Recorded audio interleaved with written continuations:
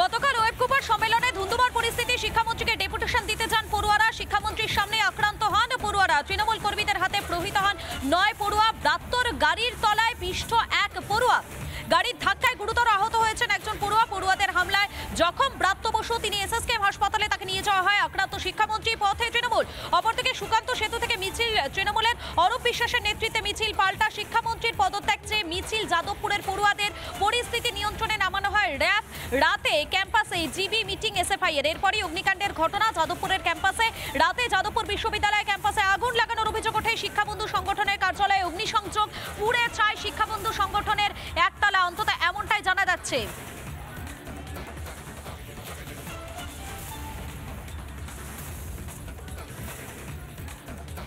আমাদের প্রতিনিধি এলিনা কথা বলেছিলেন ভাস্কর গুপ্তার সঙ্গে, তিনি ঠিক কি জানিয়েছেন শোনাই আপনাদের। ডেপুটেশন দিতে চাইছিল ছাত্ররা, তখন দুটি সংগঠনের থেকে মন্ত্রীরা ডেপুটেশন দিতে রাজিও হন নির্বাচনের বিষয়ে, এবং রাজ্য শুনছে শুনতে পেলেন যে শিক্ষামন্ত্রীকে ঘিরে রেখে দিয়েছে।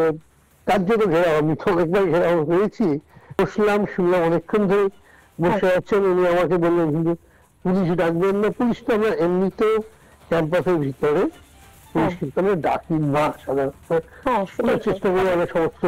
তো এর মধ্যে তারপরে যথারীতি সময় পেরিয়ে যাচ্ছে, একটা অস্বস্তিকর পরিস্থিতি। তার মধ্যে এর মধ্যে এও শুনতে পাচ্ছি যে গাড়ি নাকি টায়ার পাংচার করা হয়েছে, এবং খুব আমাকে কাছাকাছি আরম্ভ করলো। তো ভেতরে গিয়ে আমি এদের খবর নাম দেখলাম দুটি ছাত্র বেশ বেশি চোটটা। আমি বেরোতে যাচ্ছি, আরো কয়েকটি ছেলে এসে পড়ে, মানে তারা আরো যাচ্ছে তাই রকম চিৎকার চেঁচামেচি আরম্ভ করলো। ওই জামাতে পিছন থেকে মানে এনে হিচড়ে জামা ছেড়ে দিল। সে মানে তখন একটা বিচ্ছিন্ন ব্যাপার। আমি বলবো যে আমি ব্যথিত, আমি সমগ্র ঘটনাতে অত্যন্ত স্বাভাবিক। আপনাদের শোনালাম তিনি ঠিক কি বলছেন, তার বক্তব্য শোনালাম। এবং এই ঘটনার পর আহত পড়ুয়া ইন্দ্রানুজ, তিনি কি বলছেন, তার কি বক্তব্য শোনাই আপনাদেরকে। কেমন আছিস? এমনি এখন ঠিকঠাকই আছি।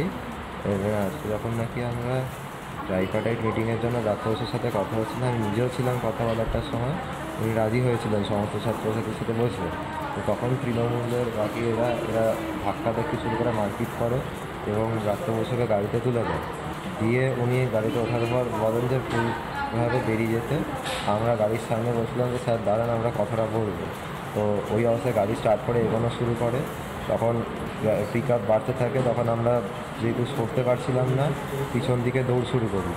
দিয়ে তারপর চিৎকার তখন আমরা করি যে গাড়িটাকে থামান, আমরা সরবো।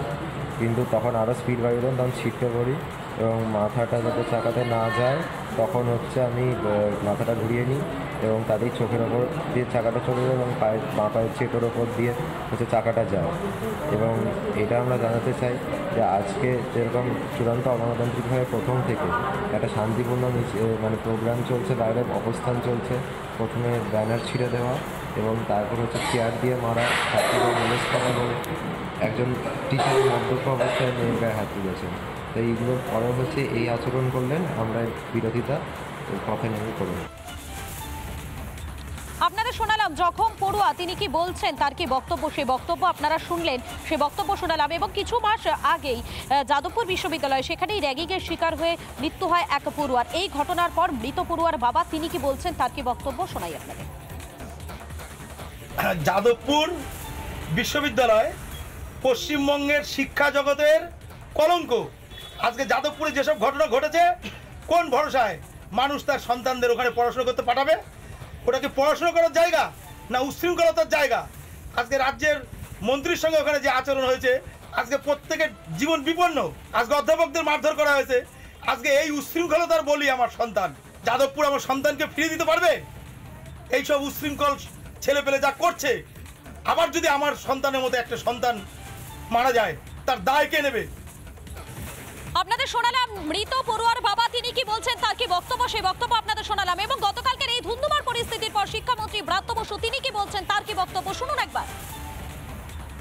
গাড়ির কাজ ভেঙেছে।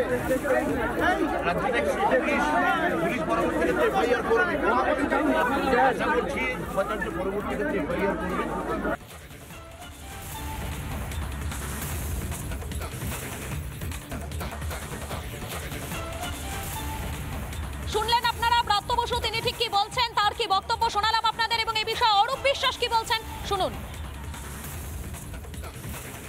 আজকে শুধু শিক্ষামন্ত্রী নয়, বিভিন্ন অধ্যাপকদের আজকে তারা গায়ে হাত দিয়েছেন। আমি মনে করি যে ছাত্ররা অধ্যাপকের গায়ে হাত দেয় তারা কখনো ছাত্র হতে পারে না, তারা ছাত্র নয়, আজকে তারা গুন্ডা। এই গুন্ডামির বিরুদ্ধে আজকে তৃণমূল কংগ্রেস রাস্তায় নেমেছে। আজকে এক ডাকে মাত্র 10 মিনিটে আমাদের সাংসদ, আমাদের বিধায়ক মলয় মজুমদার, আমাদের টালিগঞ্জ যাদবপুরের সমস্ত পৌর প্রতিনিধিরা মানুষকে নিয়ে রাস্তায় নেমেছেন। যদি মনে হয় 1 মিনিট সময় লাগবে যাদবপুর ইউনিভার্সিটি দখল করতে।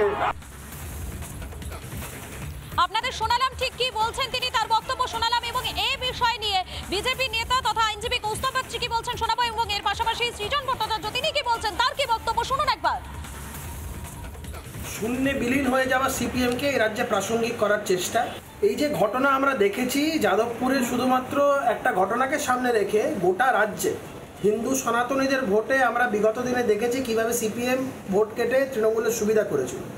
সিপিএমের সমস্যাটা হচ্ছে তারা সারা বছর আন্দোলন করবে, তৃণমূলের বিরুদ্ধে কথা বলবে, ঠিক ভোটের আগে নো ভোট টু বিজেপি বলবে।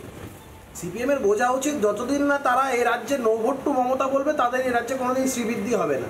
দেখেছিলাম ইলেকশন কমিশনকে ভীত সন্ত্রস্ত করতে চেয়েছে, আজকে আবার একটা part of the election strategy হচ্ছে সিপিএমকে এই রাজ্যে প্রাসঙ্গিক করে তোলো। সিপিএমকে এই রাজ্যে প্রাসঙ্গিক করলে যদি ভোট কেটে সুবিধা পাওয়া যায়। শিক্ষামন্ত্রী ওখানে গেলেন তো তিনি ছাত্রদের কথা শুনতে পারতেন, তিনি কথা না শুনে তিনি ছাত্রদের ওপর দিয়ে গাড়ির চাকা চালিয়ে দিয়েছেন। এই ছাত্ররা যারা ওখানে গিয়েছিল তাদের বহিরাগত তৃণমূল ছাত্র পরিষদের গুন্ডা নিয়ে এসে তাদের উপর মারধর করা হয়েছে, যা বোঝা যাচ্ছে। ছাত্র তো কিছু রক্ত ঝরেছে, যাদবপুরের ছাত্র, তারা হাসপাতালে ভর্তি, যা দেখতে পাচ্ছি আমরা। এর বিরুদ্ধে ইতিমধ্যে এসএফআই ছাত্র ধর্মঘটের আহ্বান জানাবে। আজ যাদবপুরে যা হলো তার দায় শিক্ষামন্ত্রী, তার দায় তৃণমূল প্রশাসন, তার দায় সকলের যারা ছাত্র ভোট চান না। আর এই যে যাদবপুর বিশ্ববিদ্যালয়ের বিশৃঙ্খলার ঘটনা, সেই বিশৃঙ্খলার ঘটনায় ইতিমধ্যে একজনকে গ্রেফতার করা হয়েছে। আরো একবার জানাই, যাদবপুর বিশ্ববিদ্যালয়ে বিশৃঙ্খলার ঘটনায় গ্রেফতার এক ধৃত যাদবপুরের প্রাক্তন মোহাম্মদ সাহিল আলী। যাদবপুর থানায় 5টি অভিযোগ দায়ের। শিক্ষামন্ত্রীর গাড়িতে হামলা, শিক্ষাবন্ধুর অফিসে আগুন, সরকারি সম্পত্তি নষ্টের অভিযোগ দায়ের হয়েছে তার বিরুদ্ধে। যাদবপুর বিশ্ববিদ্যালয়ের ঘটনায় ইতিমধ্যে একজনকে গ্রেফতার করা হয়েছে।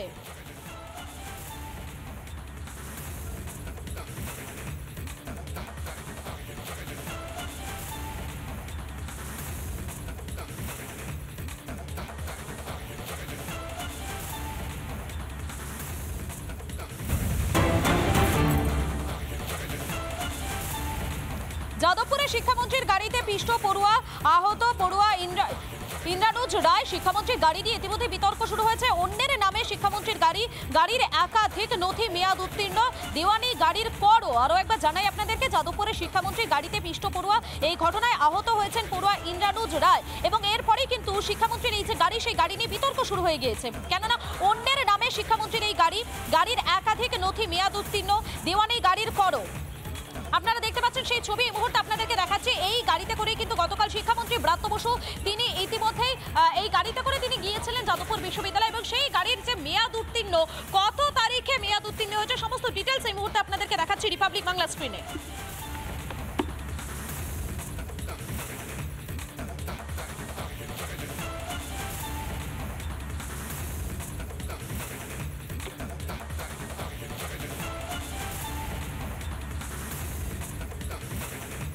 নানা ধরনের কন্টেন্ট দেখার জন্য লাইক করুন, শেয়ার করুন আমাদের ফেসবুক পেজ, সাবস্ক্রাইব করুন আমাদের ইউটিউব চ্যানেল।